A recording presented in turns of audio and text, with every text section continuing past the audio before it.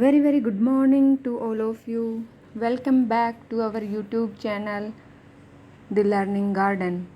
I am Dr. Manju. Today we will read about chapter 3, that is Fiber to Fabric. This chapter is from class 7 NCERT science book, and this video is in continuity video of our previous video, because in this chapter we are studying about the animals fibers, and we have already studied about wool fiber. And next, here we will start with the silk fiber. So first we want to know about something about silk. How we get the silk we get from the silkworm. और अगर हम ये कहें कि जैसे हमारे grains, जैसे हमारी क्रॉप्स कल्टीवेट की जाती हैं for obtaining large amounts of the grain, for large amount of production, तो उस प्रोसेस को हम एग्रीकल्चर बोलते हैं. सिमिलरली अगर हमें लार्ज अमाउंट में सिल्क प्रोड्यूस करना है, तो ये जो हम सिल्क वॉर्म को रियरिंग बोलें या कल्टीवेशन बोलें, तो cultivation of the silk worm, इस प्रोसेस को हम बोलते हैं सेरीकल्चर. अब ये जो सिल्क वॉर्म है, इससे हमें सिल्क मिलता है. सो इसमें सबसे पहले हम पढ़ेंगे what is the life history of silk moth. तो अगर सिल्क मॉथ की लाइफ हिस्ट्री के बारे में हम जानना चाहेंगे, तो सबसे पहले हम फिगर 3.9 को देखेंगे. इसमें यहाँ पे एक मेल और एक फीमेल अडल्ट सिल्क मॉथ्स हैं. और ये जो एक फीमेल सिल्क मॉथ है, ये बहुत सारे एग्स जो है, जो जैसे मान लो मलबेरी ट्री के लीव हैं, उनके ऊपर ले डाउन करती है. और इन एग्स में से जो लार्वा हैच आउट होता है, जब लार्वा बाहर निकलता है तो लार्वे को हम बोलते हैं कैटरपिलर या सिल्क वॉर्म. उसके बाद ये जो कैटरपिलर है, ये बहुत जल्दी नेक्स्ट स्टेज में ग्रो होता है अच्छे से. डे नाइट जो मलबेरी के, मान लो अगर मलबेरी पे ग्रो कर रहा है, तो जो मलबेरी के लीव्स होते हैं उनको अच्छे से खाता है. और उसके बाद ये नेक्स्ट स्टेज में मूव करता है, और नेक्स्ट स्टेज है प्यूपा. तो प्यूपा में जाने से पहले ये क्या करेगा कि ये अपने चारों ओर एक नेट जैसे स्ट्रक्चर वीव कर लेता है, मतलब नेट जैसे स्ट्रक्चर बुनता है ताकि वो उसके अंदर अपने आप को होल्ड कर सके. और उस नेट जैसे स्ट्रक्चर बुनने के बाद ये अपने हेड की मूवमेंट करता है इस तरीके से 8 की फॉर्म में. और ये जब जैसे अपनी हेड की ऐसे मूवमेंट रखता है, तो उस टाइम में एक फाइबर सिक्रेट्स करता है जो कि प्रोटीन फाइबर होता है. और इसी प्रोटीन फाइबर को हम सिल्क बोलते हैं. जैसे ही ये प्रोटीन फाइबर एटमॉस्फेयर या एयर के कांटेक्ट में आता है, तो ये ड्राई हो जाता है, हार्डन हो जाता है. अब यहाँ से ये देखा हमने कि यहाँ से ये बना सिल्क वॉर्म से ककून बना. मतलब जब ये यहाँ पे जो ये स्ट्रक्चर अपने बाहर जो एक नेट डेवलप करता है और बहुत सारे जो फाइबर्स जैसा स्ट्रक्चर रिलीज करता है, तो इसको हम बोलते हैं ककून. और ये ककून के अंदर ही जो सिल्क वॉर्म है वो प्यूपा में जाता है, प्यूपा की फॉर्म में कन्वर्ट हो जाता है. मतलब जैसे थोड़ा बड़ा हो गया, जैसे एक शिशु है, थोड़ा बड़ा होके बच्चा बन जाता है, और बच्चा और थोड़ा सा बड़ा होके जैसे टीनेजर हो जाता है. तो अभी ये जो सिल्क वॉर्म है, सिमिलर लाइक दैट, वो पहले एग्स थे, एग्स से वो सिल्क वॉर्म या कैटरपिलर में गए इस स्टेज में. उसके बाद ये प्यूपा, तो ये प्यूपा जो है इस ककून के अंदर ही है, और इस ककून के अंदर ही प्यूपा फर्दर ग्रो करता है. और वो जो है यहाँ पे जो सिल्क मॉथ जिसको बोलेंगे, उसकी फॉर्म में इससे बाहर निकलता है, जो ये आपका जो फाइबर लाइक स्ट्रक्चर है इसी के अंदर ग्रो करता है. सो यहाँ पे देखिए क्या हुआ कि आपका पूरा जो सिल्क मॉथ है उससे एग आया, और एग से आपका कैटरपिलर से प्यूपा, और प्यूपा से फिर आपका एक सिल्क मॉथ. तो पूरा मतलब this is the life history of silk moth, कि कैसे उसकी लाइफ साइकिल चलती है. अब हम पढ़ेंगे कि हमें ये जो सिल्क कैसे मिलता है. ये तो हुआ सिल्क, हम सिल्क मॉथ कहें या सिल्क वॉर्म कहें, तो उसकी लाइफ हिस्ट्री के बारे में. अब हम देखेंगे कि हमें सिल्क कैसे मिलता है, हाउ वी गेट सिल्क. ये यहाँ पे जो हमने ककून देखा, ककून से हमें सिल्क फाइबर मिलता है। हमने बताया ना कि जो कैटरपिलर है उसने अपने माउथ से जो रिलीज किया, जो सिक्रीशन किया फाइबर का, प्रोटीन फाइबर का, उसको हम सिल्क बोलते हैं। तो ये different kinds of this silk moth रहते हैं, जो डिफरेंट काइंड्स का मतलब उसका जो प्रोटीन फाइबर जो होगा उसमें भी वेरिएशन रहेगा। तो यहाँ पे जो सिल्क यार्न है that is obtained from the cocoons of this silk moth. और यहाँ पे हम ये भी कह सकते हैं कि different kinds of the silk moth release different kinds of this silk yarn. तो अगर यही रीजन है कि अगर आप अपने किसी बड़ों से पूछेंगे कि जो सिल्क फाइबर जो यूज़ करते हैं सिल्क क्लॉथ के लिए, मान लो सिल्क साड़ीज हो सकती है, सिल्क ड्रेसेस हो सकते हैं, सिल्क के फ्रॉक्स हो सकते हैं, तो उनमें अलग अलग तरह का सिल्क होता है। तो उसका रीज़न क्या है? They are different due to variation in the silk moth varieties. ये जो सिल्क यार्न होता है ये इतना स्ट्रॉन्ग होता है, अगर हम स्टील के थ्रेड से इसको कंपेयर करें तो लगभग उसके जैसा सिल्क यार्न स्ट्रॉन्ग होता है। और बहुत सारे अगर हम सिल्क की वैरायटी के बारे में बात करें तो जैसे टेसर सिल्क है, मुगा सिल्क है, कोशा सिल्क है, तो हमें डिफरेंट वेराइटीज़ डिफरेंट टेक्सचर्स में सिल्क यार्न हमें मिलते हैं from the different varieties of the silk moth.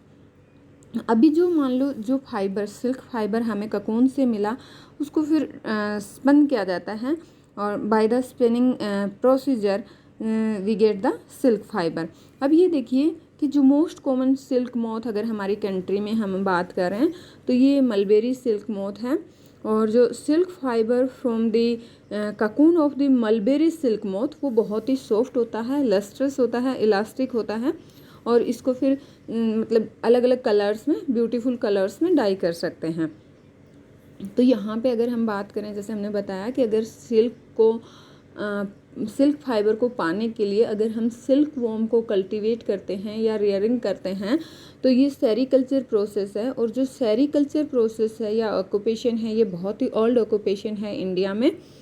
और यहाँ पे मतलब एक लार्ज स्केल पे जो सिल्क है उसको प्रोड्यूस किया जाता है। अब जो एक्टिविटी 3.5, 3.6, 3.7 ये बहुत ही आसान है। इसमें बस हमें बच्चों को ये सिखाना है कि कैसे डिफरेंट काइंड्स ऑफ सिल्क को आइडेंटिफाई करें।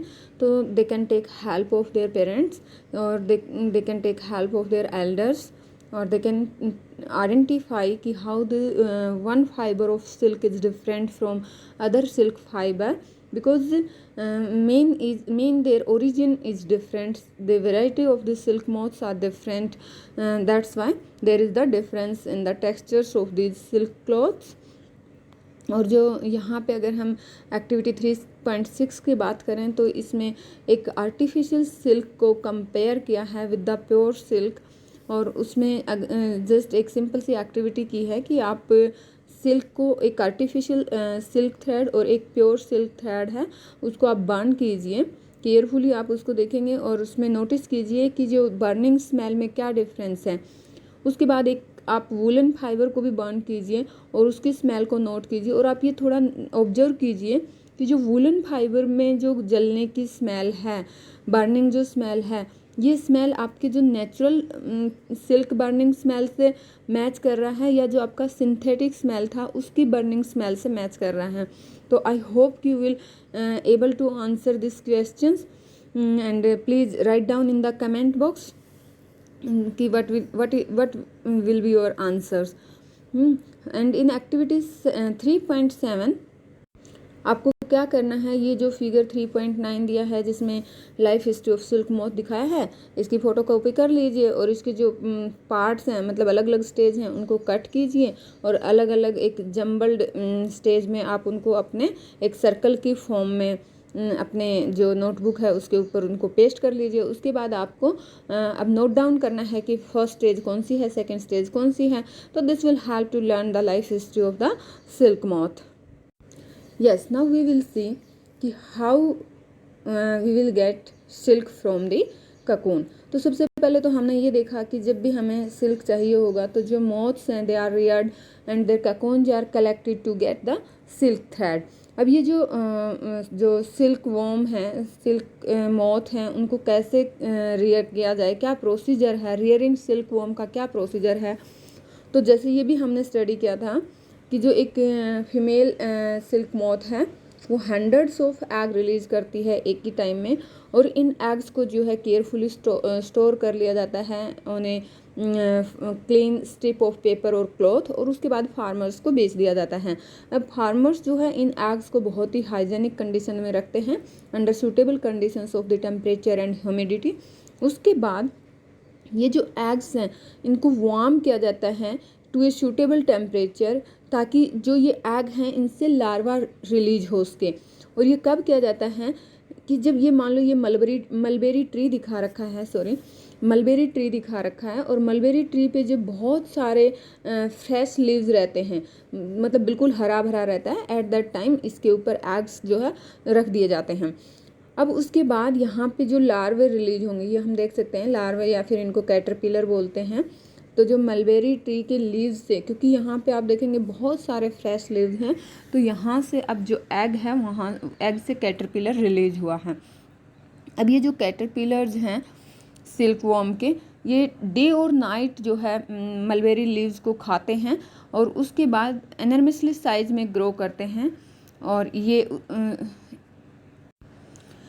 इन लार्वे को हम क्या करते हैं, कोई क्लीन बैम्बू ट्रे ले लेते हैं, उसके अंदर रख देते हैं, और उस ट्रे के अंदर हम इनके खाने के लिए फ्रेशली चॉप्ड मलबेरी लीव्स रख देते हैं। तो 25-30 डेज के बाद में ये जो कैटरपिलर है वो स्टॉप ईटिंग, मतलब खाना बंद करेंगे, और एक टीनी चैम्बर में, जो बैम्बू ट्रे है उसके टीनी चैम्बर में मूव कर जाएंगे, और वहाँ पे ककून को स्पिन करेंगे।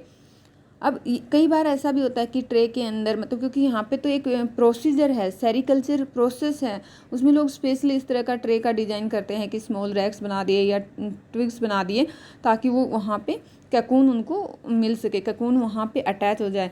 और फिर कैटरपिलर या फिर हम उसको सिल्क वॉर्म बोलें, it spins the cocoons inside, है ना। और उसके बाद वो जो ककून के अंदर ही जो आपका कैटरपिलर है that is converted into a big silk moth. So this was the whole procedure and it is clearly shown in figure 3.10 how we get silk from cocoon. अब ये जो cocoon से silk मिला, इसकी फर्दर प्रोसेसिंग क्या होती है थोड़ा वो भी पढ़ते हैं। ये देखिए हमारे पास अब cocoons का पाइल हो जाएगा कि एक पूरा ढेर है, और इस ढेर से पाइल ऑफ cocoon से हमें सिल्क फाइबर हमें मिलेगा from A pile of cocoons. तो क्या करेंगे, इन ककून्स को या तो हम सनलाइट में रख देंगे, या फिर इनको बॉयल करेंगे, या स्टीम से एक्सपोज कर देंगे। तो जब हम ये सब क्यों कर रहे हैं, मतलब सनलाइट में रखेंगे या बॉयल करेंगे या स्टीम से एक्सपोज करेंगे, तो क्या होगा, जो ककून से हमारा सिल्क फाइबर अटैच्ड है वो सिल्क फाइबर सेपरेट हो जाएगा, और ये जो प्रोसेस है of taking out the threads from the cocoons for use as silk, इसको बोलते हैं रीलिंग द सिल्क। समझ में आया कि ये जो हमारा ककून था जिसमें बहुत सारा सिल्क फाइबर था, तो इस ककून से जो सिल्क फाइबर को सेपरेट करना, इसी प्रोसीजर को हम बोलते हैं रीलिंग द सिल्क। अब ये रीलिंग कैसे की जाती है, ये स्पेशल मशीन्स यूज़ होती हैं रीलिंग के लिए, जो कि अनवाइंड करती हैं थ्रेड्स को, या हम बोलें सिल्क फाइबर्स को ककून से, और सिल्क फाइबर को उसके बाद स्पन किया जाता है इनटू सिल्क थ्रेड, और फिर फर्दर उसका थ्रेड या यार्न से हम बोलें कि फैब्रिक उसका बनाया जाता है। Then we can weave different kinds of the cloth. और वीविंग प्रोसीजर हमने क्लास 6 की NCERT साइंस बुक में चैप्टर 3 फाइबर टू फैब्रिक में अच्छे से पढ़ा था। तो अगर आप देखना चाहें तो वो वीडियोस देख सकते हैं। And this is all about this chapter. Thanks for watching the videos. जय हिंद।